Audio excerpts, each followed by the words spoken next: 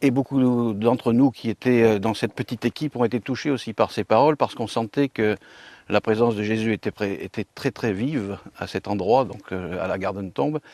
Et cet Ésaïe 53, il semble que, comme vous l'aviez répété, on découvre la rédemption qui est apportée au monde par Jésus. Et c'est dans ce 5e évangile que vous venez de lire et que vous avez commencé d'expliquer que l'on peut retrouver justement ce tout accompli de Jésus. Donc, est-ce que vous pouvez nous expliquer un petit peu, André, ce 5e évangile, cette rédemption, l'importance de cet Ésaïe 53, et aussi bien d'ailleurs pour les chrétiens que pour les juifs? On peut remonter bien en avant sur les sacrifices que les Juifs devaient faire pour l'expiation de leurs péchés. Il y avait donc les sacrifices d'action de grâce pour louer le Seigneur. Il y avait les sacrifices d'expiation.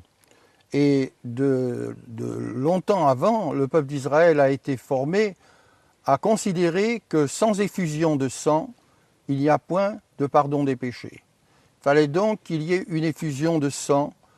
Et lorsque cette effusion de sang était réalisée, l'Israélite, le Juif qui se sentait coupable et qui apportait sa bête sans défaut au sacrificateur, eh bien, le Juif mettait ses mains sur la tête de l'animal et pendant ce temps-là, le sacrificateur lui tranchait la gorge et faisait couler le sang en signe d'expiation pour le péché. Donc ce sacrifice-là était renouvelé à chaque année, à chaque fête d'expiation, à chaque occasion aussi où l'homme pécheur désirait le pardon de Dieu.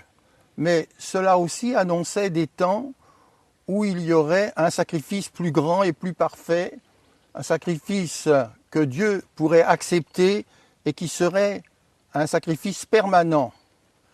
C'est pourquoi Jésus a été présenté par Jean-Baptiste lorsqu'il a commencé son ministère comme « Voici l'agneau de Dieu qui ôte le péché du monde ». Donc, de longtemps, les Juifs savaient qu'il fallait que le sang coule pour le pardon parce que c'est une sorte de justice. L'âme qui pêche, c'est celle qui mourra. Donc il y avait une sentence de mort sur l'homme depuis Adam. Il fallait que cette sentence soit enlevée et que quelqu'un paye quelque chose pour cela. Et comme l'homme ne pouvait pas offrir son propre sang puisqu'il était pécheur, il fallait que le oint, le Messie, Jésus, donc, qui s'est incarné pour faire l'œuvre de Dieu et pour réaliser le pardon des péchés de tout homme, qu'il soit d'Israël ou de toutes les nations, car Dieu a tant aimé le monde qu'il a donné son Fils unique, afin que quiconque croit en lui ne périsse point, mais qu'il ait la vie éternelle. Est-ce qu'on retrouve un peu, André, cette image aussi de l'agneau dans Abraham quand il veut aller sacrifier son fils? Absolument, c'est d'ailleurs très saisissant de savoir que c'est sur le même lieu que Dieu a demandé à Abraham de donner son fils Isaac dans, je dirais, pas un défi, mais une épreuve pour voir si Abraham allait aller jusque-là. Et c'était sur le mont Morija, à l'emplacement où était le temple, plus tard de Salomon. Et c'est là aussi, sur cet emplacement, que Jésus a donné sa vie. C'est là ce que l'on connaît sous le nom du Saint des Saints. Le Saint des Saints, oui. C'est dans l'endroit du Saint des Saints que le sacrificateur entrait chaque année, une fois par an, dans le Saint des Saints avec le sang pour offrir le sacrifice de culpabilité de tout le peuple. Mais ce qui est intéressant, c'est que Dieu a voulu, en éprouvant Abraham, pour revenir à ta question précédente, Oui. c'est que Dieu a voulu, par Abraham, savoir si un homme pouvait faire une chose semblable, par amour pour lui, offrir son propre fils en sacrifice. Or, nous savons que Isaac, c'était le fils de la promesse. Nous savons que Dieu l'avait donné par miracle à Abraham et à Sarah, qui étaient âgés respectivement de 99 ans et de 89 ans, qui étaient donc usés, atteints déjà par la mort. Et il voulait savoir si Abraham serait capable d'aller jusqu'au bout. Et chose étonnante, c'est qu'Abraham a pris Dieu au mot. Et Abraham a pris son fils jusqu'au mont Morija, où il vit le lieu de loin, et il a demandé au serviteur de rester en arrière pendant qu'il irait jusque-là avec son fils. Et il a dit ensuite nous reviendrons.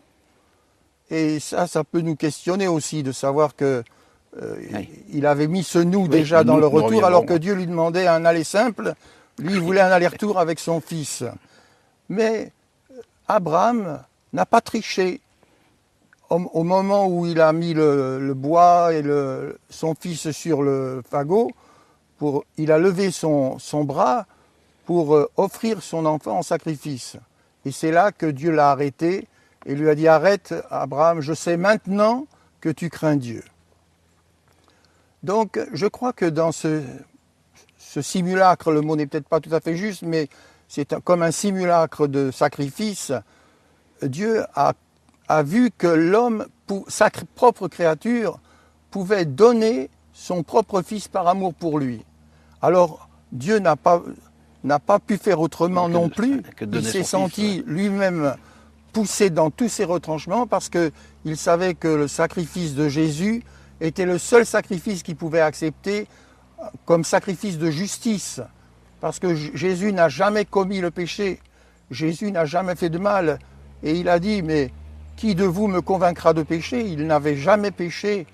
Et son attitude a même été reconnue par le brigand sur la croix, qui a dit à l'autre brigand, pour nous c'est justice, mais lui, il n'a rien fait de mal. Donc, Jésus a été reconnu comme étant pur, comme étant l'agneau de Dieu, le sacrifice parfait accompli. Et là, je voudrais te devancer dans tes questions un petit peu parce que il y a une pensée qui est très importante pour moi à la croix. Il y a une interpellation du prophète Ésaïe qui dit « Qui a cru à ce qui nous était annoncé? Qui a reconnu le bras de l'Éternel ?» Et parmi les hommes de ce siècle comme des générations passées, qui regardent le crucifix, que peuvent-ils discerner? Jusqu'où va leur discernement et leur vision de ce sacrifice? Qu'est-ce que ce sacrifice? Pourquoi ce sacrifice?